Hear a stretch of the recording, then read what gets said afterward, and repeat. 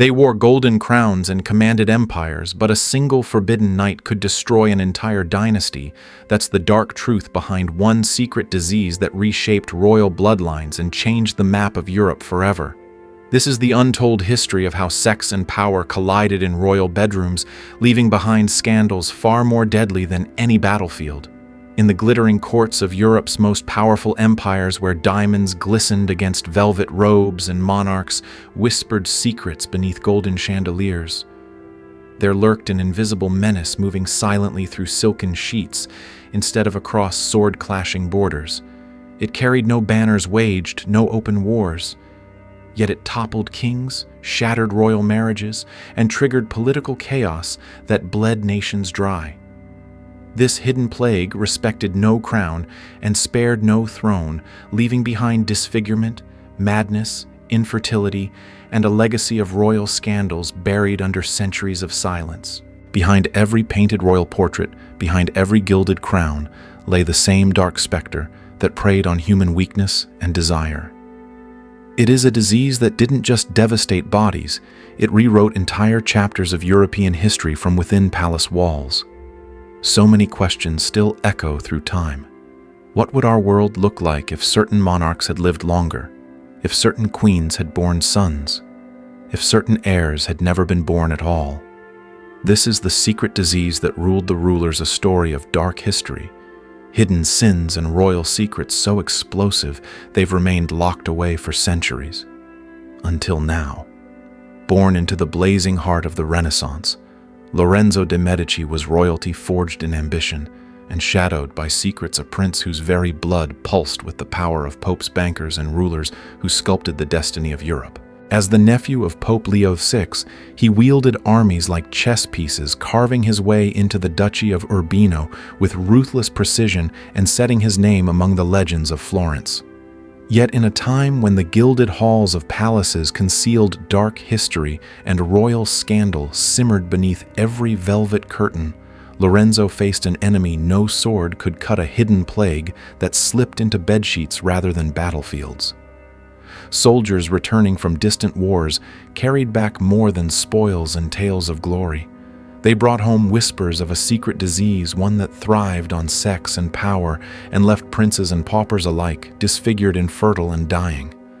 Lorenzo, caught in the same currents of desire that swept across Europe's courts, found his fate sealed not on the battlefield, but in the dark chambers of forbidden pleasure. After claiming his title, he married Méline d'Eur, a noble French woman, and for a moment, the Medici future seemed secure, especially with the birth of their daughter Catherine, destined to become one of France's most formidable queens.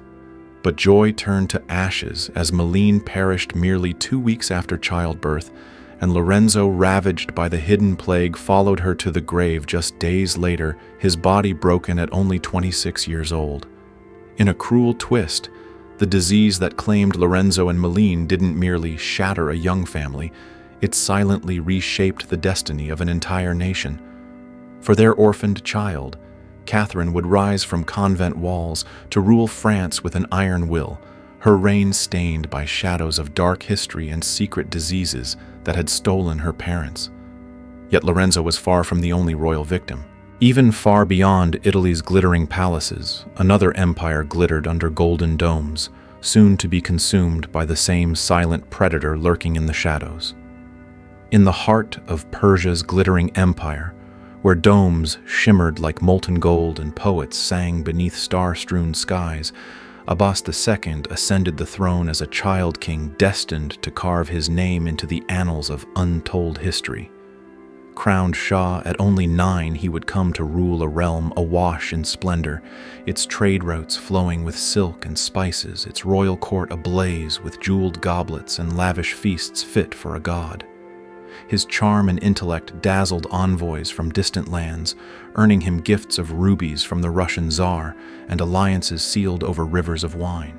Yet behind the golden draperies of Isfahan's palaces lurked a royal scandal, darker than any secret whispers traded among ministers and courtesans, a hidden plague that respected no crown, a secret disease riding invisible upon the currents of sex and power. As Europe reeled from the same invisible enemy, Persia too found itself under siege, though no armies crossed its borders. For Syphilis, the silent predator slipped into the Shah's life, unseen, devouring him from within.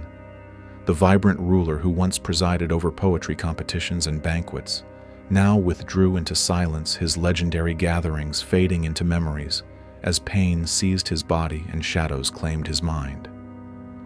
By 34, Abbas too had vanished from public sight, his brilliance dimmed, his empire left to reel under the weight of uncertainty and dark history. His death wasn't marked by the clash of swords, but by a slow, merciless erosion, a royal power undone not by rebellion or foreign conquest, but by an affliction born of forbidden pleasures and whispered sins. It was the beginning of the end for Persia's golden age, the start of cracks in a dynasty that once seemed eternal. But Abbas was merely one among many royal victims, for, in Restoration London, far from the domes of Isfahan, another man glittered in the spotlight of fame and decadence, destined to fall just as spectacularly to the same secret disease lurking in the shadows. In the decadent glow of Restoration London, where royal scandal festered in smoky taverns and dark history unfolded behind velvet curtains, no name shone brighter or fell harder than John Wilmot, the notorious Earl of Rochester. Soldier, poet, and libertine, he lived each day as though the flames of desire might consume him before morning. Adored by King Charles II, celebrated in every theater and salon from Whitehall to Covent Garden, Rochester, embodied the very essence of sex and power, weaving wit and seduction into every reckless gesture. Yet beneath the laughter and the sharp poetry, a hidden plague tightened its grip, a secret disease that spread like wildfire through the perfumed chambers of England's elite. Syphilis, the royal assassin, poisoned his body and mind, an invisible enemy more lethal than any musket ball fired in battle. For years he masked the creeping horror with wine and brilliant satire, his eyes flashing with dangerous charm, even as darkness gnawed at his flesh. But the hidden plague was relentless, devouring the once handsome rake from within. By his early 30s, the man who once held audiences captive with every cutting phrase was a ghost of his former self, disfigured, his noble features ravaged, his sight stolen, and his mind slipping into shadows. The salons that once roared with laughter at his scandals fell silent, his name whispered now as a cautionary tale rather than a toast to brilliance. His final days were spent in isolation, racked by agony, a tragic figure trapped between genius and self-destruction. And so Rochester died at just 33, leaving behind more than unfinished poems and faded laughter. He became a living emblem of how one hidden disease could turn royal pleasure into mortal punishment. But his was not the last throne touched by this silent killer, for even the mighty Habsburg dynasty, with all its towering power and glittering courts, would soon find itself ensnared in the same web of secret sins and devastating consequences. Amidst the towering marble columns and echoing halls of the Habsburg court, where imperial crests glimmered under chandeliers and dark history whispered through gilded corridors, Joseph I stood as the shining embodiment of a dynasty's hopes. Tall, charismatic, and quick-witted, he was hailed as the prince who would breathe new life into an empire weighed down by tradition, a monarch destined to blend the glory of old Europe with the bright promise of modernity. Yet even as Joseph maneuvered through courts and councils, commanding armies and charming noble houses, a secret disease crept unseen through his veins, a hidden plague that struck at the very heart of sex and power, leaving royal scandal and shattered legacies in its wake. In a world where kings believed their crowns shielded them from mortal frailties, Joseph indulged in pleasures both noble and forbidden, his appetite for conquest matched only by his hunger for passion. Somewhere amid the glitter of the Viennese ballrooms and the hush of hidden chambers, he contracted syphilis, the silent assassin that respected neither titles nor thrones. Unknowingly, Joseph passed this hidden plague to his wife, Empress Wilhelmina Amalia, sealing not just her fate, but the destiny of an entire dynasty. For the Empress, once radiant with hope of bearing heirs, was rendered infertile, the Habsburg dream of secure succession crumbling like ancient stone under invisible assault. When Joseph died suddenly at just 32, not from syphilis but from smallpox, the empire plunged into chaos, for there was no male heir to claim the throne. What followed was a chain reaction of dark history, a cascade of alliances, betrayals, and bloodshed that erupted into the War of Austrian Succession, a conflict ignited not by swords or crowns alone, but by a secret disease festering in the royal bedchamber. Yet, Joseph's tragedy was only one thread in the vast tapestry of hidden plagues and royal scandals, for even in distant Portugal, another poet-king would soon find himself consumed by the same merciless shadow lurking behind velvet curtains. He was the king who never wanted a crown, a man born for sonnets and Shakespeare rather than thrones and treaties. Yet fate thrust Louis XI of Portugal from the quiet shadows of scholarship into the blinding glare of royal power. In Lisbon's sunlit palaces, where royal scandal murmured like a restless tide and dark history coiled beneath marble floors, Louis ruled with the gentle elegance of a poet, his mind captivated by verse and art more than by the weight of empire. Yet even a scholar king could not escape the hidden plague that slipped unseen through royal chambers, a secret disease woven into the very fabric of sex and power. Behind the courtly graces and refined manners, whispers clung to Louis's footsteps, rumors of clandestine affairs, actresses whose names never made the official records, moments of passion played out in velvet-darkened rooms, far from the prying eyes of ministers. Somewhere amid these secret rendezvous, syphilis found its way into the poet-king's blood, the same invisible predator that had already claimed emperors and shattered dynasties. For years, the disease lay dormant, biding its time like a viper coiled in silence. But as decades passed, its cruel poison seeped into his mind, warping his thoughts, plunging him into waves of crushing melancholy and violent pain. The king who once charmed Europe with his intellect and refinement became a man unrecognizable, haunted by shadows only he could see. By the time he died at 50, Louis's reign, once a bright chapter in Portugal's untold history, had dimmed under the pall of a royal scandal hidden behind drawn curtains. His story was more than a personal tragedy. It was yet another proof that syphilis, the hidden plague, spared neither poets nor kings, toppling empires as ruthlessly as any war. Yet Louis was far from the last monarch to fall victim for. In the heart of the Austro-Hungarian Empire, a crown prince named Rudolf was spiraling toward a fate darker and bloodier than any royal secret that had come before. He was born the great Habsburg hope, heir to an empire gilded in tradition, yet trembling under the weight of modern winds, a crown prince whose very existence seemed destined to preserve a dynasty centuries in the making. Crown Prince Rudolf of Austria-Hungary, son of the iconic Empress Elisabeth, known to the world as Sisi, and Emperor Franz Joseph, was groomed from childhood to one day command legions and steer the fate of millions. But behind the imperial facades of Vienna's glittering palaces, where dark history thrummed beneath chandeliers and royal scandal lingered like smoke, Rudolf carried secrets as lethal as any assassin's blade. Sensitive and brilliant, he chafed against the iron rigidity of Habsburg rule, seeking refuge in forbidden pleasures, fleeting affairs, and the bottom of countless glasses, where the hidden plague waited like a viper coiled in the darkness.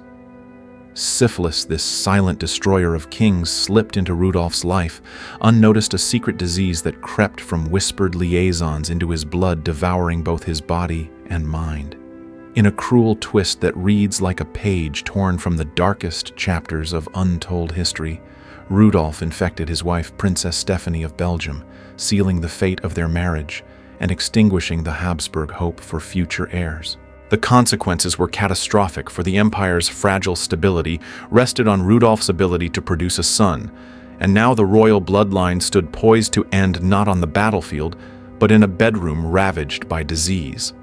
As syphilis gnawed at his nerves, paranoia and despair consumed Rudolf, leaving him teetering between reality and nightmare. His final descent came at Mayerling, in a hunting lodge veiled by snow and secrecy, where he sequestered himself with his 17-year-old mistress, Baroness Mary Wetzera.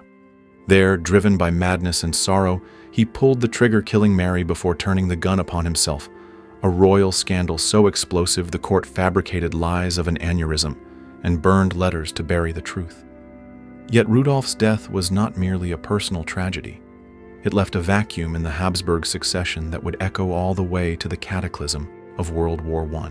But even this royal disaster was not the end of Syphilis's reign, for another Habsburg prince, wild and scandalous, would soon find himself consumed by the same hidden plague lurking in the shadows of Europe's greatest empire.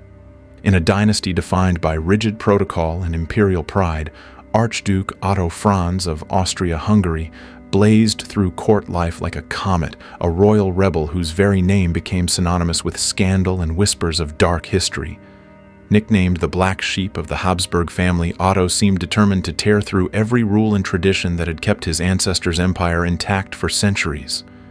His escapades became the stuff of untold history, crashing formal banquets, stark naked storming into women's quarters, wearing nothing but a sword and flaunting his liaisons with courtesans and actresses who left the court gasping in outrage. But behind the flamboyant spectacles, Otto was waging a far more silent war, one waged not with swords or politics, but against the same hidden plague that had already claimed so many royal victims. Syphilis, the secret disease that had shattered dynasties from Florence to Persia, crept into Otto's life like a predator stalking its prey. At first, he tried to outrun it with relentless travel, endless revelry, and drowning himself in the intoxicating embrace of sex and power, but Syphilis is patient and merciless. As the years passed, the once dashing Archduke began to deteriorate his body, betraying him in ways too grotesque for the gossip-hungry salons to even whisper aloud. Painful lesions ravaged his flesh, and in a twist that turned royal scandal into horror, the disease devoured part of his face, forcing him to wear a rubber prosthetic nose merely to show himself in public. For a man who once thrived on attention, it was the ultimate humiliation, reducing a prince of Europe to a figure of pity and horror. Otto retreated into shadows, sick, disgraced, and exiled from the splendor he once ruled with reckless abandon. He was dead by 41, leaving behind not just a legacy of scandal, but another crack in the Habsburg foundation, a warning that even royal blood could not shield one from a plague born of hidden desires. Yet Otto's tragic fall was not merely a footnote in royal gossip. It was one more piece in a centuries-long puzzle of secret diseases and political implosions, leading us to the chilling realization that behind the golden crowns and velvet thrones, Syphilis had been rewriting the fate of empires all along. A truth we must confront as we draw the threads of this dark tapestry to their inevitable conclusion. They wore golden crowns, commanded empires, and bent nations to their will, but beneath the silken robes and jeweled scepters, they all shared the same brutal truth. No throne, no title, and no ocean of wealth could save them from the hidden plague that moved like a phantom through royal bloodlines. Syphilis, the silent assassin of kings and queens, rewrote history, not with armies or treaties, but with a kiss, a fleeting touch, a single night of forbidden pleasure. Behind every royal scandal whispered across centuries lies this dark history, a secret disease that carved empires apart from the inside out. It devoured flesh, shattered minds, and toppled dynasties, leaving behind a legacy of untold history, drenched in sorrow and secrecy. And perhaps the most chilling question of all is this: how many moments in our modern world still hinge on these ancient tragedies? How many borders, alliances, and leaders were shaped by the silent devastation hidden in royal bedrooms long before we were born? In the end, syphilis wasn't merely a disease. It was a hidden plague that proved kings and queens were as fragile as the subjects they ruled. That's the shocking truth behind sex and power, even the mightiest fall.